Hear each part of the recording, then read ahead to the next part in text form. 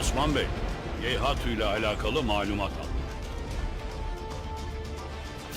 Gayatu karanlık bir oyunun peşindedir. Bizans'ın içine çöreklenmiş kirli bir yapıyla ittifak halinde. Nasıl öğrendiler?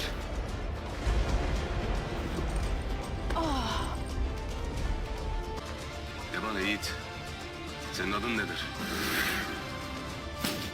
Turgut Bey.